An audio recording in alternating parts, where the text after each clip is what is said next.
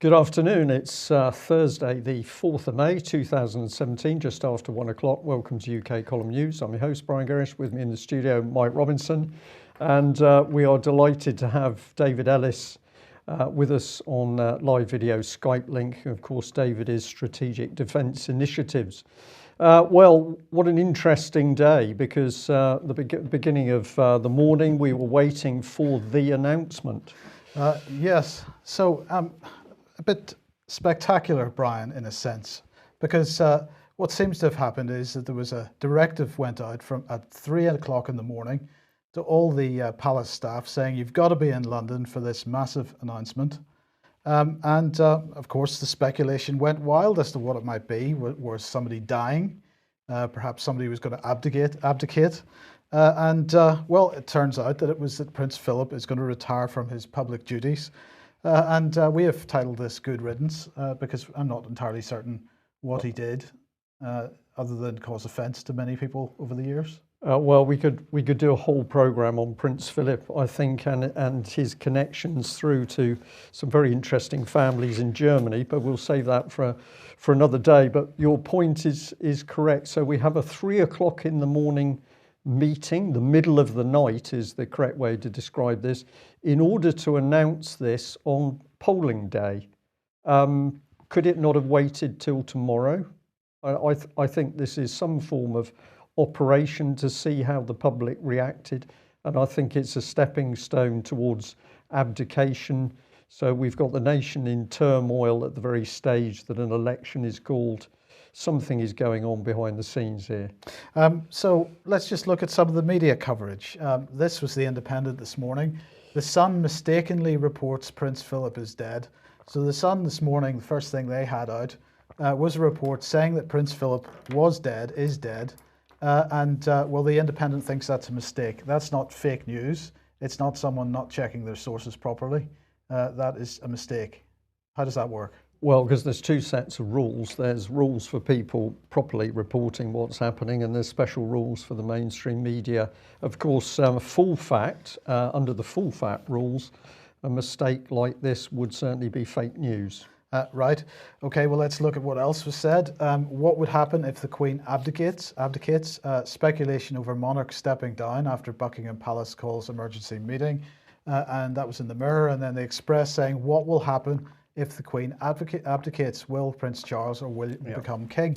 And what was fascinating about these types of articles that were floating around was, of course, they didn't tell us what would happen. Because, of course, if it had been the abdication of the Queen at this point in time, well, we would have been in a very interesting situation, because we would have had Parliament dissolved, we would have had Theresa May operating under the royal prerogative, and then we would have had no monarch, which meant the royal prerogative didn't exist. So where would that have left us? Constitutional crisis at the very least. Constitutional crisis, but reality would have come to the surface, which is we would be governed by a criminal elite who make the rules up as they go along, and that criminal elite would simply be in power. This would be a Conservative Party coup, is the right word, the right way to express it, and we would be at the very start of a real police state.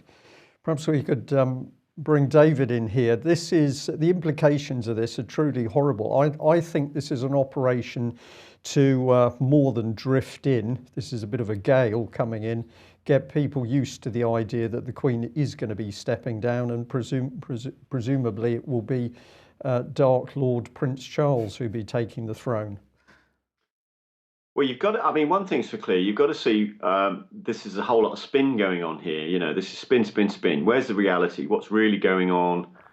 Whose interests would it be if this was the case or not the case? So, you know, let's just try and all be objective about this and just see what's going on. Because what I see is a repeat of all the nonsense that we've had over the last couple of months about nuclear this, nuclear that, and a lot of nuclear spinning prior to the snap general being announced. So pretext on that front. So then we've seen, you know, just chatter and traffic, you know, of huge amounts of way above normal amounts of this sort of subject. So the same thing's happening again. So what I think is at the bottom of this is a huge amount of spinning, and the reality is more than likely something completely different. So I think people have got to be very, very careful about really what's actually at the bottom of this and who is driving it. Someone's driving it because a lot of the media are involved.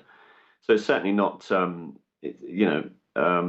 my worry here really is what, timing wise, we've got all this going on, and then someone's throwing this in the hat as well. What's next? What else do we need? It's very dangerous indeed. It's dangerous stuff, and of course the minimum it is doing is confusing the public. A lady spoke to me the other day talking about the local elections coming up, and she said, "Brian, it's so difficult to know what to do." And we had a little discussion, but there was a straw poll taking place on the streets. That lady was already confused with what was going on in the country. Now, as you say, we've got more uncertainty, chaos, disruption coming in. The mainstream media, whether it's the BBC or the newspapers, are clearly complicit in what's going on. So somebody or some organisation is driving this. Later in the news, we'll be coming back to the subject of Theresa May's special advisor, Messina. And I think we're going to get more than a clue as to what's really going on. Dangerous, you've said it's dangerous. I totally agree with this. We are heading towards a Conservative Party dictatorship. And of course, we know they're criminal. We've got the election fraud, we've got issues with banks, we've got the child abuse. I think these people realise the public are coming for them.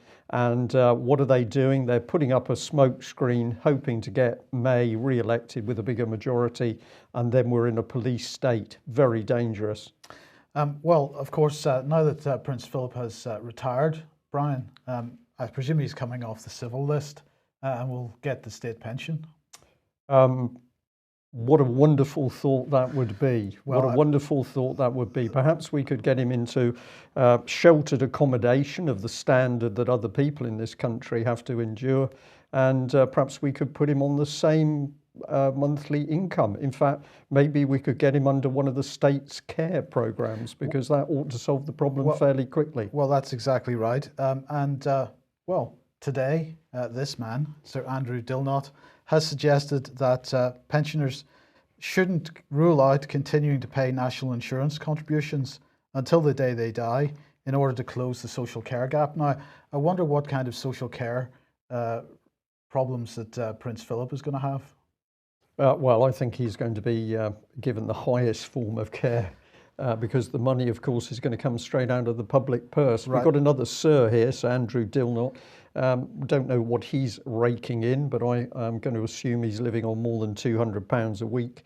So another elitist who's saying what's going to happen for the rest. Well, that's true. He was on Radio 4's Today programme this morning. He said it's perfectly plausible that people of working age would end up paying national insurance contribution after they retire. So they'll get their £140 a week or whatever it is in state pension, and they'll have to give 20 of it back in national insurance contributions. In order to pay his attendance money in the House of Lords, presumably. Well, of course, he was running the Commission on Funding of Care and Support. So he does. This was for the coalition government in 2010. So he does know what he's talking about. He understands what the situation is. And in fairness to him, he was attempting, or he was recommending that when somebody reaches the point of the age of requiring social care, that, of course, what we're talking about for international viewers is old age care, is that contributions from individuals towards their old age care should be capped at £35,000. That's what he was aiming to achieve. This, at the time, was welcomed by the Health Secretary, who at that time was Andrew Lansley. David Cameron and Ed Miliband at the time said that they would call for cross-party talks on the issue, and of course, quick as a flash, those didn't happen. So in fairness to Andrew Dilnot, he was actually attempting to limit what people were expected to contribute to their social care, the rest to be taken up by the state. At the moment, the state can take everything that you own in order to pay for your social care if they feel the need to do so. Well, and that is exactly what is happening, because we're seeing more social services across the country moving in to take people's property in order to pay for the care. So this is being reported from right the way across the country at the moment. And in fact, we've got some very interesting interviews coming up with people who have experienced big problems both under the NHS and within the care system for elderly people. So it's perhaps good that Prince Philip is retiring, but maybe he should experience some of these problems that other people have to face. Would be good, but I think unlikely. Yes. Okay, let's move on to this one. This is Ollie Pinnock, who, professional boxer by trade, decided that he should challenge the issue of council tax and questioning whether council tax is a lawful tax in this country. So he never refused to pay. He simply said that he would withhold payment until such times as certain questions were answered, on the basis that he wanted to avoid committing any kind of offence under the law. And he, as we reported a couple of days ago, he has now been arrested. He's now been in front of magistrates, and he's been remanded in custody. We're not clear what he's been remanded in custody for. But this, and as we reported a couple of days ago, although it's still a bit vague at the moment, there is a possibility he may have been heard in front of magistrates via a video link. So that hasn't yet been confirmed, but that's certainly what was being mentioned when we first heard about this. Now, the key point here is remand. When somebody is placed on remand, this is normally, Brian, for serious offences, murder, offences where somebody is likely to abscond, perhaps. I'm not quite clear why somebody who is at worst avoiding paying council tax, why that would be considered a remand offence. Well, I think what we're starting to see happen, Mike, is that the state is beginning to realise that people are waking up to the sheer fraud of council tax. So they feel that the best way to fend off people asking the right question is fear. And what better way to induce fear than if you dare to challenge your council tax, then the police are going to hold you in cells and you're going to be treated differently from other people who are accused of crimes. Now, many people have been contacting the detention suite that he's been held at, and I can't remember the police station. Do you remember the? Well, we know it's Essex. Yeah. And of course, not many people getting much of a response, because the usual is that they don't want to give any out any information about people that are held in any kind of custody. But what's also interesting is that people who have managed to get through to the custody suite have not been able to obtain any information about how long he'll be on remand, when there might be a court date, and so on. So this is quite staggering in many respects. This is police state. First of all, this is police state. Absolutely. So first of all, we have somebody who is campaigning on a particular issue. He's doing it peacefully. He's doing it quietly. He's doing it, we would argue, lawfully. The other side perhaps is arguing that that's not the case, but nonetheless, he's not breaking windows. He's not kicking anybody's head in. He's not murdering anybody, and yet he finds himself on remand for an indeterminate time. This is quite dangerous. This is dangerous, and I had hoped to have a slide. I haven't got it with me to bring it up on screen, but let me just read you a little bit of this. This is a headline from where are we? The Express, and it says, "Sturgeon's shame: SNP leader accused of hypocrisy for not paying council tax." And it says that basically she owes a bill of, let me put my glasses on here, £2,950 a year on her grace and favour Georgian mansion in Edinburgh. So although we're north of the border, so obviously that falls under Scottish law, essentially we're seeing the same thing. There's a different law for the elites, whether we're talking about England and Wales or it's Scotland. What a contrast. You're the SNP leader, so, well, I don't think I'll bother to pay my council tax. Nothing happens. Here's a boxer, and he's held on remand. If anybody wants to keep tabs on this case, the Facebook group is Practical Lawful Dissent, if you want to have a search for that and keep up with what's going on. Okay, well, let's move on to the subject of well, it's electioneering and its defence. This is the most offensive article I have ever seen. Well, I'll say from my local paper, the Herald, because it turns out that Theresa May popped up in Plymouth yesterday. Now, remember, what's been said in national media is that whether she's been in Cornwall or Bristol, the public kept away from Theresa May, not allowed to speak to her, not allowed to heckle.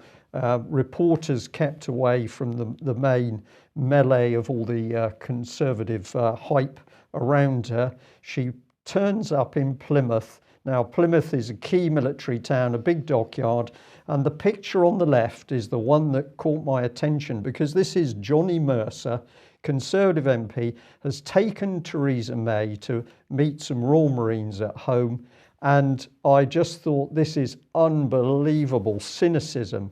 I tweeted this out a few days ago. I said, at Conservatives cynically timed the release of Al Blackman, Royal Marine, for election political advantage.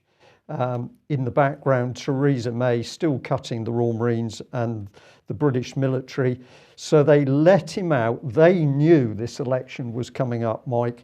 They let Al Blackman out. They had to let Al Blackman out, because if they didn't let him out, there is no way that Theresa May and what is he? A soap advert MP, Johnny Mercer, I can't remember what the soap was. This is unbelievable, cynical hypocrisy by Theresa May and the Conservatives. Gary Streeter, Oliver Colville, Johnny Mercer should be utterly ashamed of themselves. This is electioneering. We haven't seen this scale of stuff before. And if I sound motivated, I am. Obviously, Al Blackman spent 3.5 years as a political prisoner of the Conservatives. David, I better hand over to you. This is just outrageous. Completely. It's so cynical, isn't it, on so many different levels, that they go and, that they have a totally stage managed event there, with going to see some of them bootnecks, considering what that corps is going through and what it's been through, with the dearest of its blood, and this nonsense of the guys being taken political prisoner. Now, they caved in with the Al Blackman thing, clearly, because the pressure was so great. Now, the key thing here is, of course, is going to Plymouth and to that region, is that this is awfully interesting stuff from Mrs. May and her group and her regime, is that the decision was made, or a decision was made quite some time ago, that the entirety of all the Royal Navy would be withdrawn from Devon and Cornwall. So are we now seeing that decision is going to be rescinded, or is there going to be some other kind of plan or policy? But under the current setup here, what we're seeing is, of course, is that we're seeing just more cuts, and the cuts are getting worse, and they're including things like pensions within the budget, which is cheating. It's been openly stated by numerous admirals saying that that's wrong.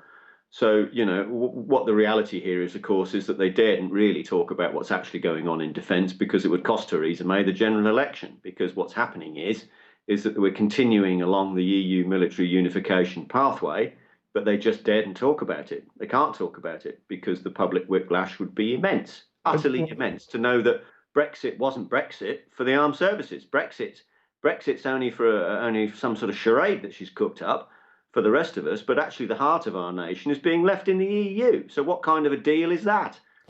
David, let's pick up on that point that the Conservative MPs daren't talk about this subject. We'll just bring this slide on. This is from a few weeks ago, when I asked my local MP, Gary Streeter, about front page articles in the Times and the Telegraph pointing out the perilous state of the British Armed Forces. And what was his response? It was to attack me personally.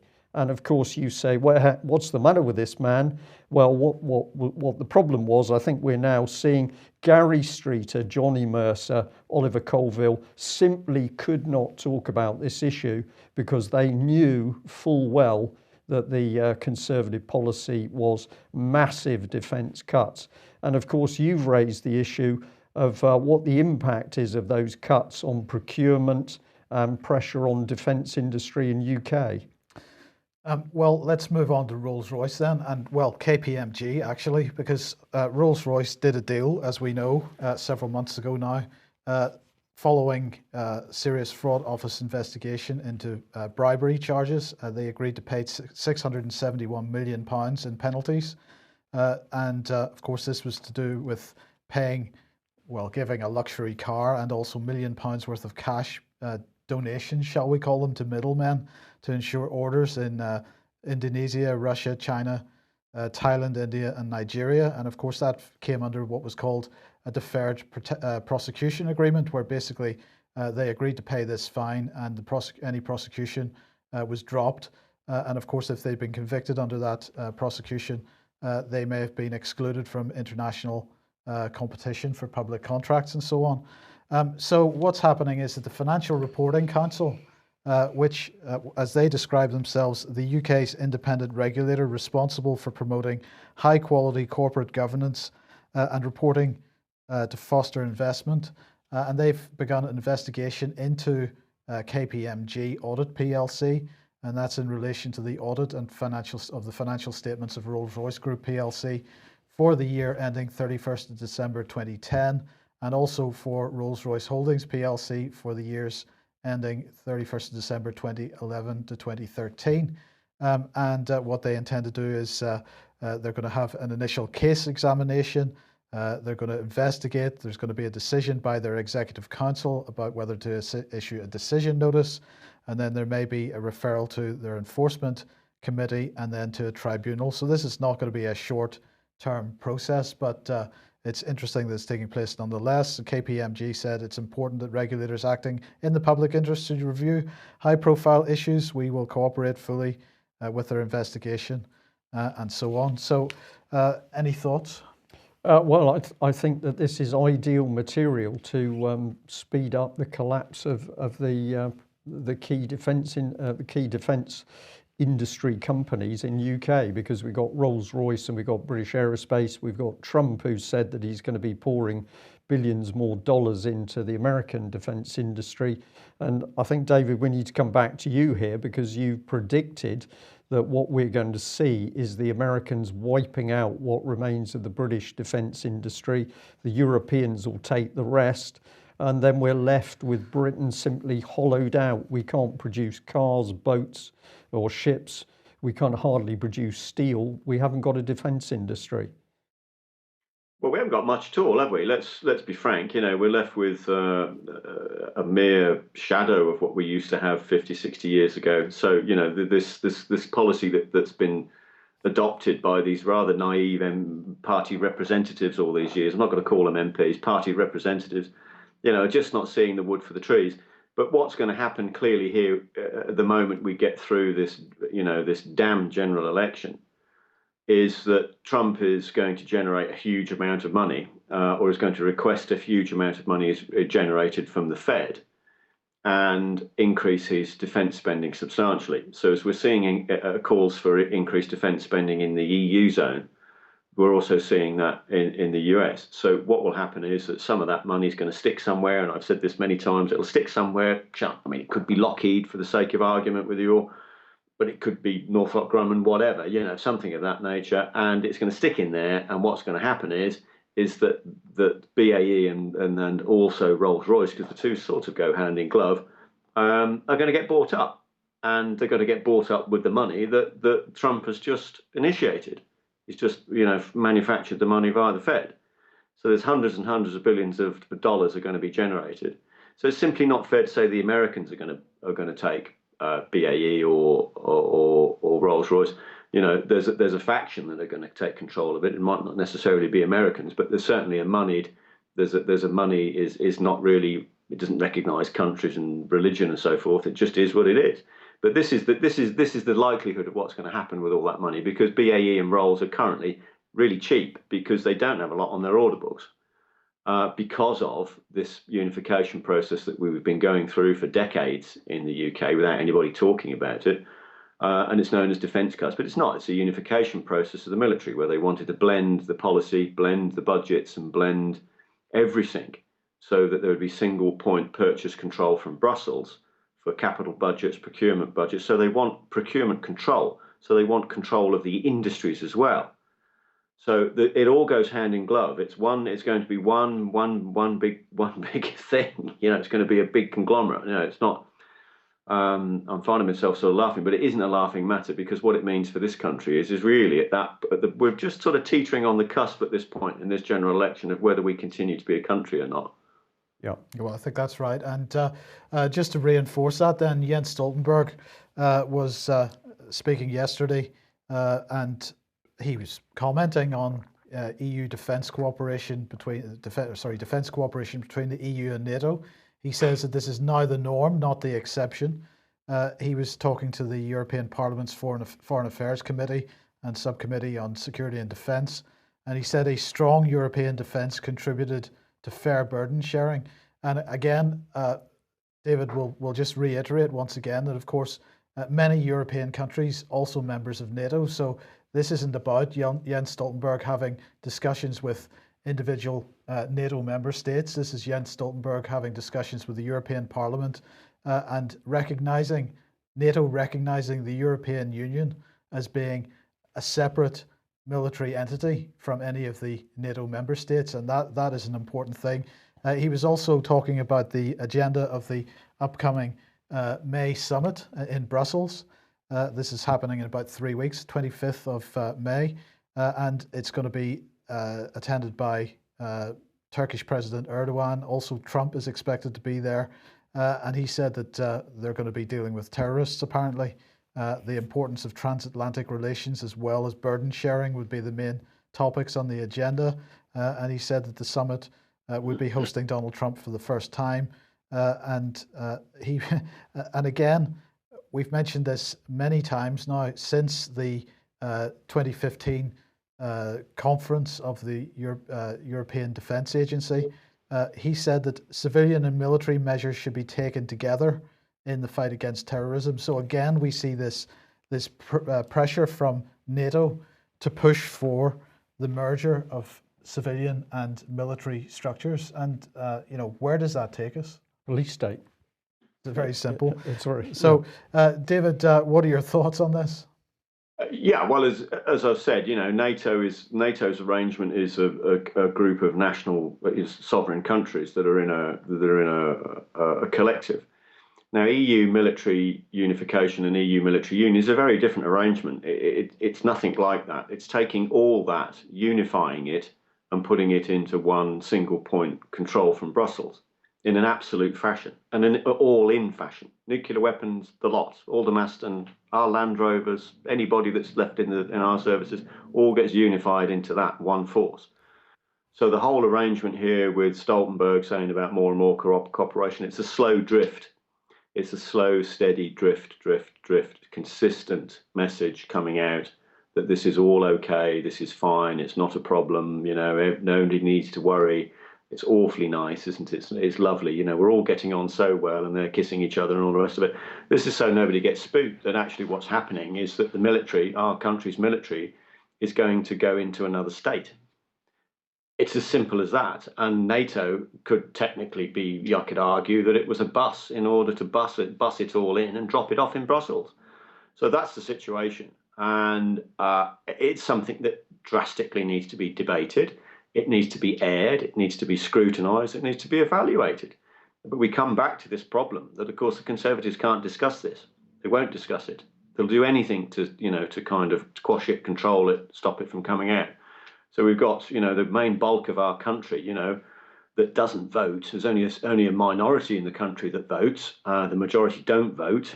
And perhaps if they were aware of something like this, that they would go out and vote and do something about it.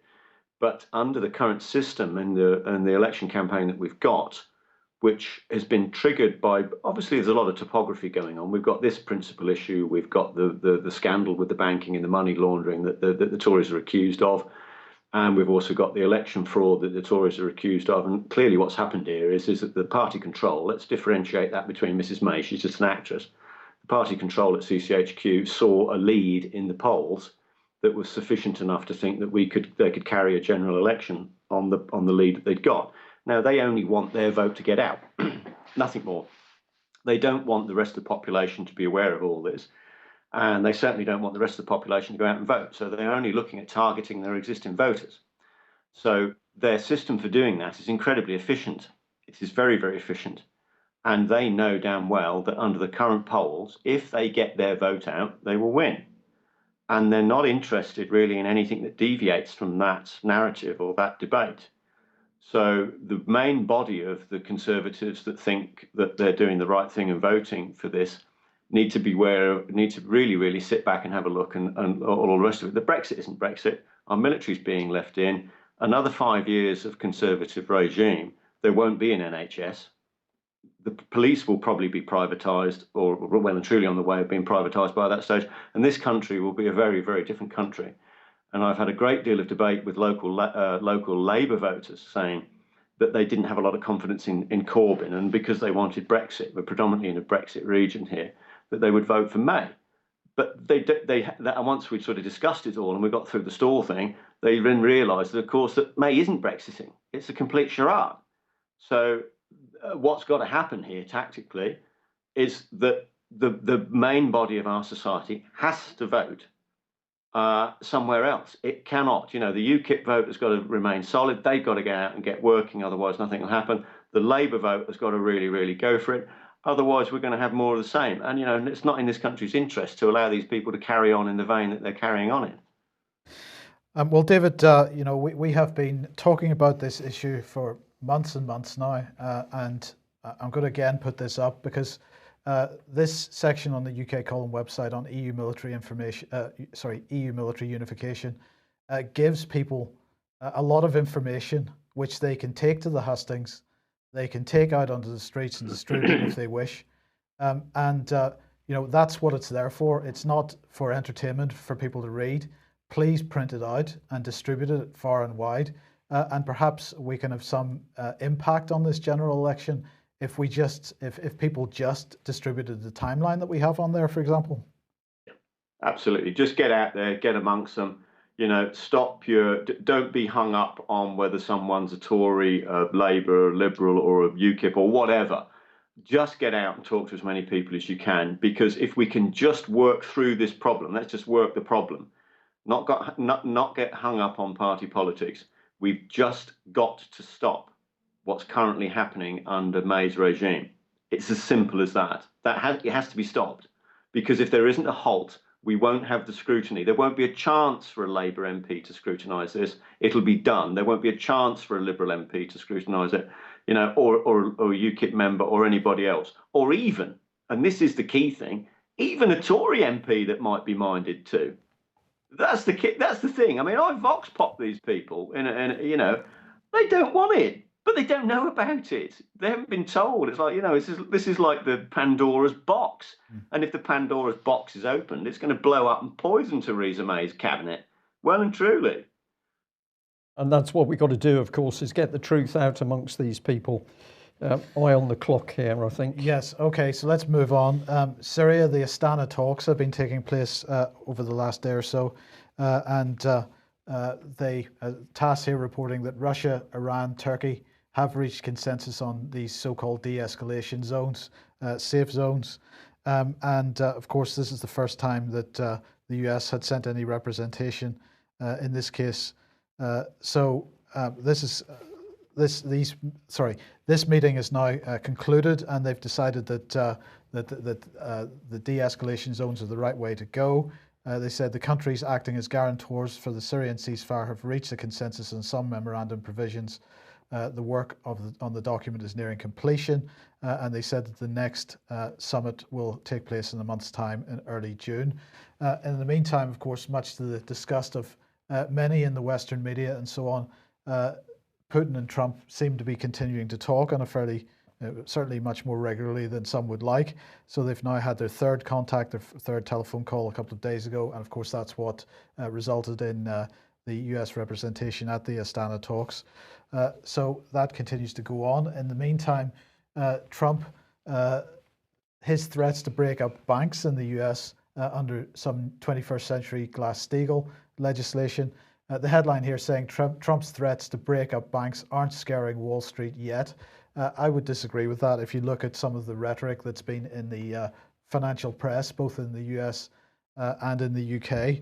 And so this is a slight misrepresentation of what's going on. But this story on Trump amused me somewhat. This is Newsweek. Right-wing media critics slam BuzzFeed over Trump assassination joke. How do you make a joke about somebody being assassinated? Well, I don't know. That's not our sort of policy to do that. No. And I think it shows something, doesn't it, about whoever's produced that report? Well, there was two things about this Newsweek headline. It was that almost telling people that it should be a joke to talk about Trump's assassination, but also it fascinated me that on this article and also on the other article on this subject of Trump's assassination on the Newsweek website, they have a headline and then they have a video clip underneath it, which is completely separate from the main body of the article. So I'm not clear what they're trying to do here, Brian. They seem to be trying to take people's minds in two different directions at the same time. Well, Mike, David Ellis has just mentioned this, or a little bit earlier, because he was talking about the control around the Tory party. In a few minutes, we're going to have a look behind the scenes again at Theresa May's outfit. And these, I'll call them the boys that Theresa's brought in from America. What is their speciality? Media manipulation, working of social media in order to skew elections, in order to win elections for people who should never win power because they're too dangerous. But a couple of minutes and we'll take the top of it. Yeah, but I mean, Theresa seems to be a little bit confused here because Brussels is meddling in our election, she says. I wasn't sure whether she meant Russia because Brussels and Russia, they do share some letters, and at least 4 letters that are similar, so maybe she just got confused. But here's France 24's coverage of it. British PM says Brexit threats time to affect elections. So we're going to call this It's Not the Russians for once. So she said that in the last few days we've seen just how tough the Brexit talks are likely to be as she continues to pretend that they are taking place. The European Commission's negotiating stance has hardened, she said. Threats against Britain have been issued by European politicians and officials. All of these acts have been deliberately timed to affect the result of the general election that will take place on June the 8th, she said. So I just thought we would compare that with what Hillary Clinton said yesterday, because she, of course, was talking about her failure to be elected as president. And she said, I was on the way to winning until a combination of FBI heads Jim Comey's letter and the Russian WikiLeaks raised doubts in the minds of people who were inclined to vote for me and got scared off. So she is complaining that during the election, people were posting stuff into the media which affected the result. Theresa May seems to have got onto the same bandwagon over Brexit. Is she already setting us up for failing? Or does she know that there's going to be a comeback? What does she know? Perhaps she's going to come back in the running. Well, we better bring this one up just to end this segment of the news. That, of course, back in February, we had Chris Bryant, Labour MP, saying that there was clear evidence of Russian corrupt involvement in elections in France and Germany. He also says it's highly likely they're interfering in UK. And we said, provide the evidence, and we bet him a new pair of white Y-fronts that he wouldn't produce any. Well, here we are in May. We still have the Y-fronts. We still have no evidence whatsoever from Chris Bryant. So we've got more media spin. We should probably just say that if anybody that's just sort of new to the UK column doesn't quite understand the Y-front issue, they should probably type in Chris Bryant and Y-fronts into their suitable search engine, and they'll find out. You should find a picture of him advertising himself for liaisons dressed solely in an immaculate pair of Y-fronts. Whatever. Yeah. Okay, well, let's have a look at the really deep stuff. And we're going to come back into this man that we featured yesterday, Jem Messina. He's been brought across. He was previously part of Obama's staff, and he's now working with a big team around Theresa May. And of course, what is their job? To skew the British public to be stupid enough to vote for Theresa May. And this man is connected with US Common Purpose. Now, I'm going to go through this quite quickly because I want to bring David in to comment about this. This is the report from Huffington Post. Encourage you to go and have a look at it because it says that Messina spent a lot of time in the Washington Common Purpose meeting. So the man is a political guru. His job is to skew voters' belief systems in order to get his people in power. And he's working with American Common Purpose. Now, the key thing is American Common Purpose the same as the British Common Purpose? We think it is, because if you look back, the Common Purpose agenda comes out of America, and it was Julia Middleton from Common Purpose, UK Common Purpose, who said so. She had been in America. She came across the sort of Common Purpose idea, thought it was good, got £500,000 from various banks that she doesn't want to tell you who those are, and she set up Common Purpose here. Now, this is a quote from Julia. She said at the end of September 2008 in the US, "I don't think I met anyone who did not use the word authentic. Authentic was coupled with loads of words, authentic leaders, authentic brands." Now, she just gets really big on authentic here. What I'm interested in is that in September 2008, Julia Middleton was clearly walking the corridors of power in the States. And let's remember what this organization says it's about. It's about taking control of people in the space between the public and the government, getting into that space, getting Common Purpose trained people into that space, where of course they can drive agendas. But she says we have no other agenda. There is no underlying social, political or economic master plan, and we guard our independence keenly. Now, you were showing yesterday, Mike, that Common Purpose was using the ambassador's residence, where was it? Can you remind me? Qatar. In Qatar, in order to start spreading the Common Purpose agenda there. So the rhetoric from Julia Middleton and the reality of what they're doing on the ground is very plain. Let's bring in this one. So this is back in 2007, and she said, "I know that in Downing Street, they're always wondering whether people have sufficient guile to be brought into a coalition the government is building." Now, this is the Conservative Lib Dem coalition, so she knew it was going to happen, and they wanted people with guile. That word to me means collaborators, people being devious. So let's have a look at how this looks around the Washington project. Common Purpose Washington, it used to meet at the Capitol Hilton in Washington, D.C.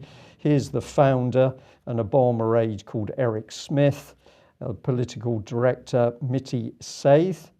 And who were they linked with? The Center for American Progress, left-leaning organizations, Media Matters, Change to Win, Campaign to Rebuild, Renew America Now, MoveOn.org, Unity 09. This was all supported by the Blue Engine message and media company. And in fact, Eric Smith was involved in that company, and another media company called Progressive Media. Well, let's bring in this article. I'll expand this shortly, but this is showing Gordon Brown and Obama using almost identical speech language, including Common Purpose.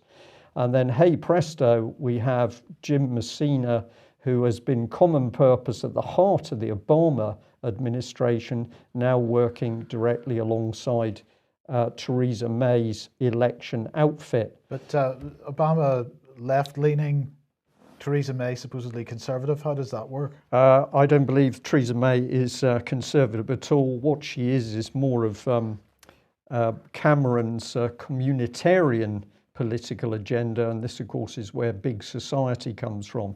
So we just finished the segment. We've got here the Gerald Group. This is where a lot of these people have come from. This is Republican Senator. You'll have to look that one up yourselves, but bring that picture back on. And this is the article here from the Telegraph. And the Telegraph had said, well, this is remarkable. Obama's speech and Gordon Brown's speech, virtually identical in the key aspects, and both mentioning Common Purpose. In comes this Common Purpose man for Theresa May. This is the man controlling Theresa May. This is why she can't speak to the public, because she may stray off message. And we, of course, have warned and warned about the common purpose agenda at the heart of the Labour and Conservative government. What are they capable of? Well, this is the documentation that showed basically the Cabinet Office was prepared to change the minutes of meetings in order to hide the fact that common purpose was being offered big contracts. So this is the power of common purpose, not only at the heart of the Labour government, but David, we're now seeing it not alongside Theresa May. This is controlling her. It is completely controlling her. It's almost like she's a puppet, a facade, and it's nothing like what we. I mean, the analogies that they try and make about her is that it's Maggie Thatcher. It's nothing like that at all. Maggie Thatcher was recruited by Airey Neave and Ian Gow in order to combat the Heath problem, and I think all those people would be turning in their graves at this. They really would. What we've really got here, guys, is huge data mining and data harvesting going on, and there'll be if these guys are as good as we think they are on what they did in America, what they will be doing, there'll be real-time files on every single human being in Britain during this election, and they will have very, very large computing power calculating via the algorithms that they've got in order to make sure that they get their vote. And this will be, this is what we're seeing across the board with the harvesting of data on Twitter, social media, and so on and so forth, is that will all be churned through they'll have, they'll know exactly where their vote is on every single, this has happened during the election in America. Sorry, David, and the important thing here as well, aside from how people might vote in terms of Conservative or Labour, but of course they're also looking for people who aren't going to vote. And the question then is, what happens to those ballot papers? Well, as I've said, they don't want the majority to vote. They only want the small percentage that do. They don't want the rest of the country waking up. No. We don't want that. So this is all geared. They just want the minimum amount of fuss. We don't want the insensitive stuff being talked about. We just want to keep it very, very calm, very, very quiet. We just want our minimum Tory vote to go out and vote, and they will tune the campaign daily, hourly, by each second, by all the data that's being churned through on what everybody is doing constantly, that they'll know the following day what they've got to do or not do. This was done during the American campaign. They had 256 real-time live files on every single person in America to know what to do. So this is an import of the same, the Conservatives here have imported these people, or whether they're just under the same control anyway to begin with, probably highly likely, is that this is where we are. So this isn't real. This is something else. This is an NGO, a non-elected NGO group that is circumventing parliamentary scrutiny and parliamentary process on all levels, David, in order to win the election. David, that is absolutely the point, that we've now got a complete breakdown of government in Britain. We have a cabal running it via profit, buying in companies to do this. And we also know that they're heavily targeting military veterans. We've seen the cynical ploy over Al Blackman, but it's also becoming apparent that agencies are targeting veterans. Clearly, they're very, very frightened as to what retired military people would do if they knew what was really going on. Just as we end the news, just give us a general comment on that, if you will. Well, there's very important reason for that. Anybody that's been through any kind of training, I mean, you could be an engineer, but particularly anybody military-wise, what will tend to happen is that they're very good at working out problems.